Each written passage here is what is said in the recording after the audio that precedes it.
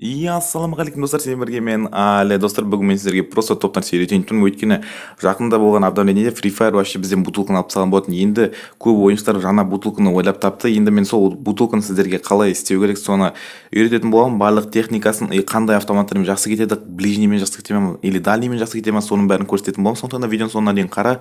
Және де достар, сендерге айта кететін, алдағы шығатын сентябрьдегі және де октябрьдегі пропусты бәрінен бұрын менің арнамда обзор көргілеріңіз келсе, давайте комментарийға көргім келеді деп жазыңыздар. Мен міндетті түрде сол обзор түсіретін боламын. Давайте лайкыңызды басамыз и кеттік видеоға.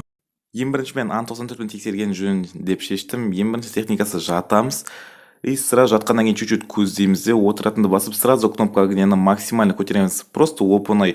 Возможно, тұруға да болады, отыруыңызға болады. Мен бірақ тұрып бутылка жасағанды өте жақсы көремін. Бірақ та да мына дистанционадан кетпейді. Өйткені ара қашықтық слишком алыс дейін ба, жақын дейін деп түсінбедім. Енді мен жалғыз бір арғашықтық емес, басқа да арғашықтықтан көргім келді. Мына жерде енді чуть алыстау дегенде арасы 20 метр, примерно арасы 20 метр. Бірақ все-таки прицелмен атсам да мына жерге максимально көтерілмейді. Саусағымды до конца соткадан шығарып жіберуге дейін тырыстым, бірақ вообще көтерілмейді. Мына жерде Free Fire датаға қарсы болып тұр.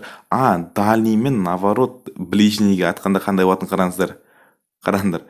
Просто имба.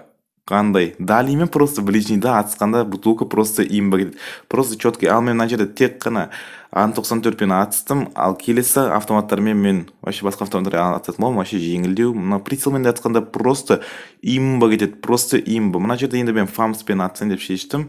Фамспен вообще имба кетеді. Ближнийдан тоже қараңыздар, 181-ден просто ауф алады. Без проблем смело айырып тастайды. Техникасын сіздер түсіндіңіздер деген ойдамын. Но просто оп-оңай негізінде жатасыздар, отырасыздар и все-таки фамспен де мен алыстағы арақатынашты тексеріп қарауға тырыстым. Мына жерде де енді вообще кетпейді. Менімше достар, білуім бойынша техника бәрін сіздерге түсіндірдім, жақсы оны білем.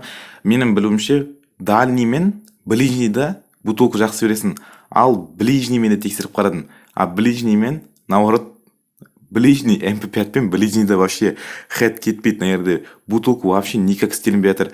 Бұнымен мен дейтін ойладым. Мына жерден прицелмен иногда шығып кетеді, дальнийдан просто имба кетеді. Реально. Дальнийдан просто әр оғым емес, енді 3 оғымның біреуі кетіп жатыр. Прицелмен вообще кетпейді екен. Максимально тырыстым, тарттым, вообще келмеді. Арасында бір шығып кетеді. Все-таки бізде осындай бутылка, білмеймін, мына бутылка күшті ма немесе жаман ба. Негізінде стелуі өте ұзақ, келсем барлықтарыңызбен стелуі өте ұзақ. Бірақ енді ана бутылканы қазір бәрі хэштегпен жазып жатыр, верните бутылку деп, реально қайтару керек. Мына бутылка негізінде өте ұзақ. Бірақ алыс дистанционада ближниймен, жақыннан дальниймен ұмытпаймыз достар. Осыны міндетті түрде істейміз. И және де видео ұнаған болса, давайте арна жазылып міндетті түрде лайктарыңызды басамыз. И жаңа айтқандай, сентябрьдегі октябрь пропуск көргілеріңіз келсе, комментарийге жазып кетіңіздер, мен міндетті түрде соны түсіретін боламын.